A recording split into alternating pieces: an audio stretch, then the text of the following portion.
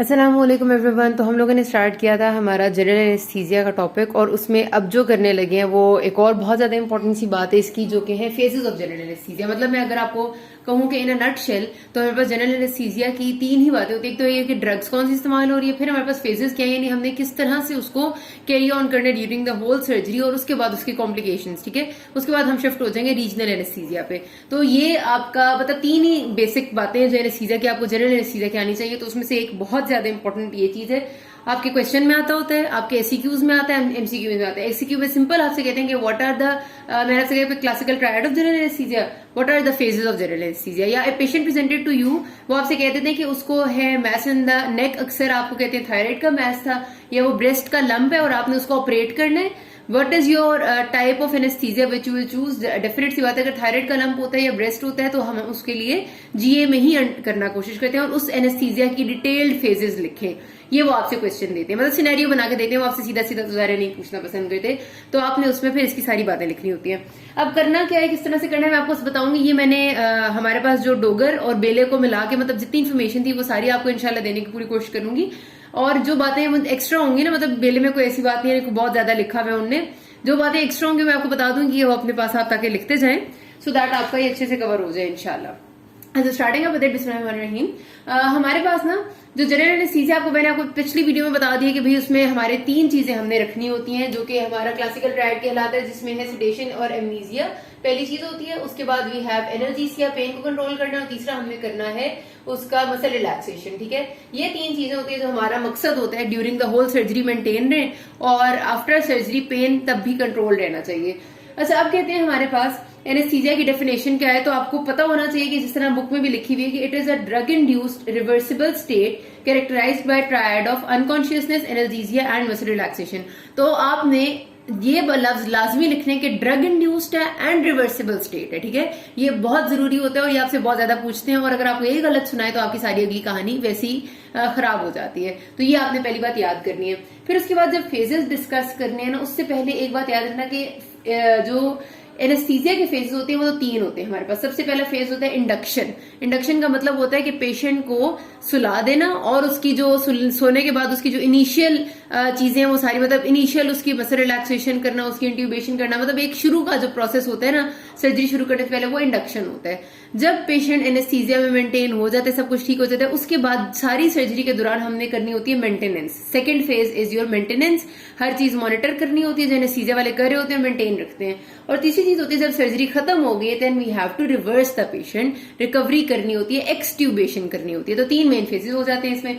अच्छा, उसमें उसके बाद एक फेज जो बुक में नहीं लिखा होता और अक्सर नहीं मेंशन करते, वो होता है प्री इंडक्शन फेज। ठीक है, वो फेज नहीं एज सच कंसिडर किया जाता, लेकिन प्री इंडक्शन यानी कि एनेस्थीसिया इंडक्शन देने से पहले या स्लीप में पेशेंट को सिडेट करने से पहले आपको कुछ बातें लाजमी ध्यान करनी होती है, में रखनी होती है। सबसे पहले जब पेशेंट आपके पास ओटी में एंटर होता है ना, आपको उसे लिटा दिए, उसके बाद उसकी तीन चीजें मॉनिटर जरूर करनी है आपने। उस वक्त बीपी कैसा है, उस वक्त सेचुरेशन कितनी है उसकी, ऑक्सीजन सेचुरेशन, और उस वक्त उसका टेम्परेचर कितना है। ये इस वजह से बहुत जरूरी है क्योंकि कई पेशेंट इतने ज्यादा एंशियस होते हैं, इतनी एंजाइटी उनको हो रही होती है कि उनका उसकी वजह से बीपी या तो बहुत हाई जा रहा है या इतने परेशान है कि बीपी ड्रॉप कर रहा है। ऐसे पेशेंट जब तक उनका ये चीज सेटल नहीं करती, अगर एक पेशेंट का बीपी 200/120 हो जाता है तो डेफिनेट सी बात है we can not go for surgery जब तक उसका बीपी सेटल नहीं होता। तो कई बार ऐसा होता है कि पेशेंट को ओटी से भेज दिया जाता है, खासतौर पर जो बूढ़े पेशेंट्स होते हैं, क्योंकि उनका ये चीजें मेंटेन नहीं हो रही होती। तो this pre induction phase is so important, लेकिन अक्सर इसको मेंशन बुक में नहीं किया होता, लेकिन आपने याद रखना। और मैं तो कहूंगी कि आप थोड़ा सा लिख भी देना कि हमारे पास एक प्री इंडक्शन फेज होता है जिसमें हमने ये चीजें करनी होती है। ठीक है, अच्छा, पहले हमने क्या करना है, पेशेंट को मॉनिटर किया, उसके सैट्स को, उसके बीपी को, उसके टेम्परेचर को, सब कुछ ठीक है। उसके बाद हमने, और ये मॉनिटर किस तरह करते हैं, हम पेशेंट पे मॉनिटर्स अटैच करते हैं। वो मॉनिटर जो अटैच करते हैं, आपने देखा होगा एक ऐसे मॉनिटर सा पड़ा होता है, और उसके ऊपर आपकी ईसीजी भी आ रही होती है। उसके बाद आपकी उंगली पे एक छोटी सी चीज अटैच करते हैं जो पल्स ऑक्सीमीटर होता है आपका, वो आपकी सेचुरेशन बता देते हैं, और वो ही आपका टेम्परेचर और पल्स रेट वगैरह भी उससे उसी मॉनिटर पे आ जाता है। ठीक है, तो मतलब आपने मॉनिटर्स अटैच किए पेशेंट के साथ। सबसे पहला काम ये होता है, ओटी में पेशेंट आता है, आप उसके साथ उसे लिटाते हैं, उसके साथ अच्छी रेपो बनाते हैं। बातचीत पेशेंट से हंसी मजाक, अच्छी वाली बातचीत, हंसी मजाक तो नहीं चलो, लेकिन एक सूटेबल बातचीत जारी रखनी है, क्योंकि पेशेंट से आप रेपो बना लेंगे ना तो उसकी एंजाइटी रिलीव होगी, वो बातों में थोड़ा मगन होगा, तो उसको अपने होने वाली सर्जरी का जो ट्रॉमा है उससे थोड़ा सा वो निकल के आएगा और उसकी सारी चीजें मेंटेन होगी। अगर आप पेशेंट के सामने और ज्यादा अफलातून टाइप बातें करना शुरू कर दें या फिर उसको सर्जरी से डराने लग जाएंगे तो फिर तो गया काम। तो इसलिए प्री इंडक्शन फेज में we have to monitor the things, we have to monitor these things, ये वाली जो मैंने लिख दी है। और उसके बाद हमने 2 काम और करने होते हैं प्री इंडक्शन में।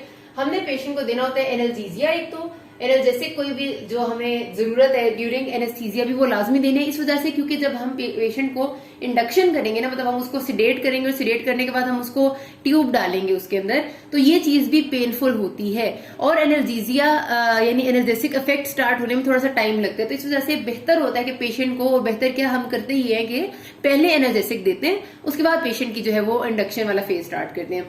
और दूसरी चीज पेशेंट को इस टाइम जो आपने देनी है वो है एंजियोलिटिक। एंजियोलिटिक इस वजह से देना जरूरी होता है ताकि पेशेंट जो है वो एक तो एंजाइटी थोड़ी रिलीव हो जाए, दूसरा मैंने आपसे कहा था कि हमारे पास एक मकसद होता है इस सारी एनेस्थीसिया का, हमने एमनीजिया भी मेंटेन करना होता है। एमनीजिया का मतलब है कि पेशेंट को सब कुछ भूल जाना चाहिए कि उसके साथ ओटी में क्या हुआ, अदरवाइज वो patient post traumatic stress disorder में जाने का खतरा होता है। तो एनाल्जेसिया के लिए हम उसको एंजियोलिटिक वगैरह अक्सर मिडाजोलैम दे देते हैं, विच इज अ बेंजोडायजेपिन, मिडाजोलैम। मैंने आपको पहले भी ये पिछली वीडियो में बताया। तो इससे आप पेशेंट जो है वो एमनीजिया जरा हो जाता है। तो ये हमारे हो गए प्री इंडक्शन के स्टेप्स, याद रखने हैं आपने। उसके बाद अब सब कुछ ठीक है, पेशेंट को हमने सारा वो कर दिया। और यस, एनाल्जेसिक हम स्ट्रांग देते हैं। वैसे तो मैंने आपको बताया कि WHO का स्टेप लैडर पैटर्न फॉलो करना चाहिए, लेकिन हमें पता होता है कि ड्यूरिंग सर्जरी पेन बहुत शदीद हो सकती है कि ज़्यादा इंसिजन हो रहे हैं, क्या ना क्या हो रहा है, तो डायरेक्ट ओपियोइड्स अक्सर दे दिए जाते हैं, डायरेक्ट बगैर एनसेड्स बगैर पैरासिटामोल पे डायरेक्ट पेशेंट को ओपियोइड्स पेन कंट्रोल के लिए दे दिए जाते हैं। ठीक है, मतलब ये क्लिनिकल बात है। अच्छा जी, उसके बाद हमारे पास हमने ये सब कुछ कर लिया। अब हम करेंगे उसकी इंडक्शन स्टार्ट, मतलब हमने अब पेशेंट को इंडक्शन स्टार्ट करने के लिए क्या करना होता है। बेसिकली हमने propofol most common induction agent है, मैंने आपको बताया 2 तरह की इंडक्शन हो सकती है, या तो इंट्रावीनस होती है या इनहेलेशनल होती है। इंट्रावीनस में जो ड्रग सारी डिस्कस कर चुकी हूँ पिछली वीडियो में मैं। इंट्रावीनस में most commonly use is propofol. तो हम करते ये हैं कि प्रोपोफोल जो है वो दे देते हैं पेशेंट को। डोज होती है इसकी 1 to 2 मिलीग्राम पर केजी बॉडी वेट के हिसाब से, इसकी डोज आपने याद रखनी है। ठीक है, उसके बाद प्रोपोफोल देंगे, 90 सेकंड्स नहीं लगते, आप पेशेंट से साथ साथ बातें कर रहे होते हैं, साथ आप उसको आईवी लाइन से, आईवी लाइन उसकी मेंटेन्ड होती है, मॉनिटर्स अटैच होते हैं, पेशेंट के बीपी सैट सब कुछ चल रहा होता है साथ साथ। ठीक है, प्रोपोफोल दिया, 90 सेकंड से होते, पेशेंट बातें करते करते सो जाता है, मतलब उसको सिडेशन में चला जाता है। उसके बाद अब पेशेंट जब सिडेशन में जाएगा तो जाहिर सी बात है कि वो अपने नॉर्मल सारे रिफ्लेक्सेस आहिस्ता आहिस्ता उसके मेंटेन होना उससे मतलब मुश्किल हो जाएंगे। जाहिर मसल रिलैक्सेशन तो भी है हमने नहीं दी, लेकिन ये हो जाता है ना कि पेशेंट सेडेट हो जाता है तो फिर वो उसका ब्रीदिंग और उसकी सब कुछ वो मेंटेन नहीं कर सकता। उसका जो लेटा होगा तो उसका एयर भी मेंटेन नहीं होगा, जुबान पीछे गिरने का खतरा होता है, जिस तरह आप समझ लें एक अनकॉन्शियस पेशेंट का होता है उसी तरह वो हो जाएगा। तो अब हमने क्या करना होता है, फौरी तौर पर उसका चिन लिफ्ट या जॉ थ्रस्ट मैन्यूवर करके उसको, मतलब चिन लिफ्ट या जॉ थ्रस्ट से क्या होता है, मैंने भी आपको जब एयरवे मैनेजमेंट वाली वीडियो में बताया कि उससे आपकी टंग फॉल बैक नहीं होती, वो करना होता है। उसका एयरवे देखना होता है, बाय लेरिंगोस्कोप क्लियर है, और साथ ही हमने बैग मास्क वेंटिलेशन करनी है। यहाँ पर ये स्टेप बुक में लिखा हुआ नहीं होता कि हमने एयरवे में कोई भी ट्यूब डालने से पहले या इवन हमने मसल रिलैक्सेशन भी देने से पहले हमने लाजमी तौर पर पेशेंट का चिन लिफ्ट या जॉ थ्रस्ट करके, मतलब इनमें से जो प्रोसीजर भी सुटेबल है, और उसके बाद हमने पेशेंट को साथ ही bag mask ventilation, bag mask का मतलब है कि वही आप ऑक्सीजन मास्क लगा के, ऑक्सीजन मास्क वो वाला होता है जिसके पीछे ऐसे करके एक बैग सा लगा हुआ होता है। ठीक है, ये ऑक्सीजन मास्क लगाते हैं पेशेंट को जो नॉर्मल मास्क होता है, और उसके पीछे बैग होता है। इससे हम पेशेंट, क्योंकि अभी सांस तो वो खुद ले रहे हैं ना, अभी हमने मसल रिलैक्सेशन तो नहीं दी, तो हमने उसका जॉ थ्रस्ट किया और साथ ही उसको बैग मास्क वेंटिलेशन शुरू कर दी। उसकी वजह क्या होती है कि हमारी बॉडी में नॉर्मल ऑक्सीजन रिजर्व बहुत थोड़ा होता है, मतलब थोड़े 1-2-3 मिनट का होता है हार्डली।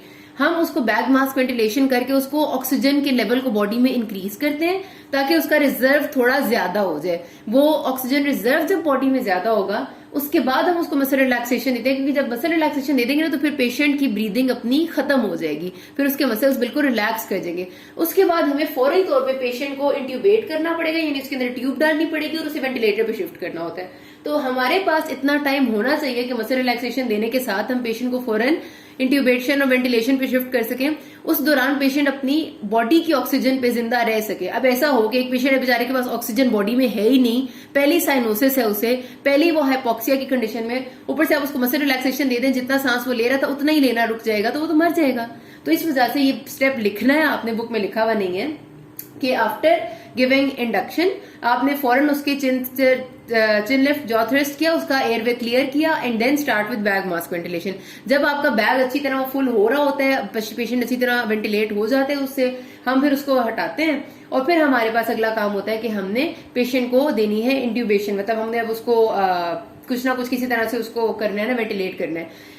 अच्छा जी, अब हमारे पास ना वैसे पेशेंट की एयरवे की मैनेजमेंट अगर मैं बात करूं तो उसके मैंने आपको तरीके भी बताए हैं, पूरी वीडियो बनाई है कि लेंजेल मास्क एयरवे से भी हम कर सकते हैं और एंडोट्रेकियल इंट्यूबेशन से भी कर सकते हैं। लेकिन जो जनरली हम हमेशा करते हैं ना, वो हमारा ईटीटी डाल के ही करते हैं, मतलब एंडोट्रेकियल इंट्यूबेशन। लेंजेल मास्क एयरवे को प्रेफर नहीं किया जाता, मैंने आपको बताई थी रीजन कि उसमें एस्पिरेशन के चांसेस हैं, ठीक है। ईटीटी से करना है हमने। अब देख लिया हमने कि एयरवे क्लियर है, सब कुछ ठीक है, ठीक है, हमने वो सारा काम भी देख लिया। उसके बाद हमने पेशेंट को दे दिया मसल रिलैक्सेशन, मसल रिलैक्सेंट दी।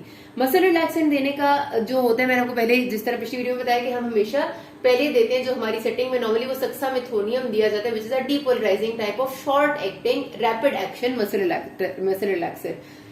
इसका एक्शन बहुत रैपिड है, मतलब विद इन सेकेंड शुरू हो जाता है, लेकिन विद इन मिनट्स ये इसका एक्शन खत्म भी हो जाता है। इसको फिर देने का मकसद ही होता है कि हमारे पास कुछ तो ऐसी सर्जरीज होती हैं जिनमें हमें पता होता है कि यार कोई इंट्यूबेशन में मसला हो सकता है, कोई एनाटमी ठीक नहीं है, कोई मसला, लेकिन कुछ ऐसी सर्जरीज होती है जिनमें हमें नहीं पता होता कि मसला हो सकता है। उसमें हम अगर इंट्यूबेशन करना शुरू करें और इंट्यूबेशन हमारी नहीं हो सकी, हमसे कोई मसला आ गया बीच में, उसमें अगर पेशेंट को हम एक लॉन्ग एक्टिंग मसल रिलैक्सेंट दे चुके होंगे तो बेचारे की तो नॉर्मल ब्रीदिंग वापस ही नहीं आएगी, तो हमें तो फिर उसके रिवर्सल देने लग जाना है और फिर हमें बहुत सारे मसले हो जाने हैं। तो अगर ऐसे में हमने पेशेंट को एक शॉर्ट एक्टिंग दिया होगा तो 2-3 मिनट में तो वैसे ही उसका असर खत्म हो जाएगा और पेशेंट की अपनी ब्रीदिंग शुरू हो जाएगी।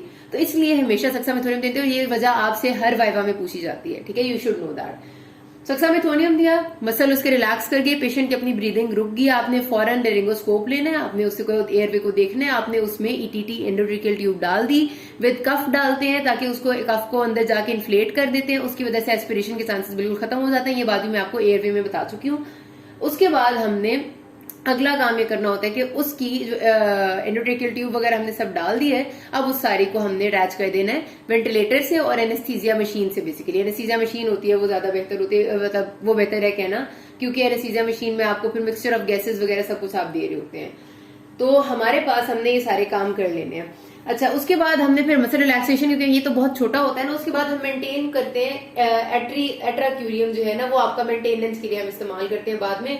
और कभी कभार हम इंडक्शन भी जो है वो इंटरमीडिएट एक्टिंग अगर हमने करनी हो ना, मतलब किसी और से सक्सामेथोनियम के अलावा, तो फिर इंटरमीडिएट एक्टिंग हमारे पास इट्राक्यूरियम होता है, ये भी आपका नॉन डिपोलराइजिंग में आता है, ठीक है। ये जितने भी क्यूरेज हैं सारे नॉन डिपोलराइजिंग है, सक्सामेथोनियम सिर्फ डिपोलराइजिंग है, तो ये आपने जो है वो कर लेना है। अच्छा जी, अच्छा उसके बाद हमारे पास आती है, बीच में कुछ बातें रह गई हैं, वो पीछे मैं दोबारा से जाऊंगी जरा, क्योंकि बातें सारी बड़ी इंपॉर्टेंट है कि इंडक्शन में एक तो इंट्रावीनस एजेंट्स हो सकते हैं, फिर इनहेलेशनल से भी हम इंडक्शन कर सकते हैं। इनहेलेशन के नाम मैंने आपको बताए थे, आइसोफ्लूरेन, सिवोफ्लूरेन, हेलोथियन वगैरह है।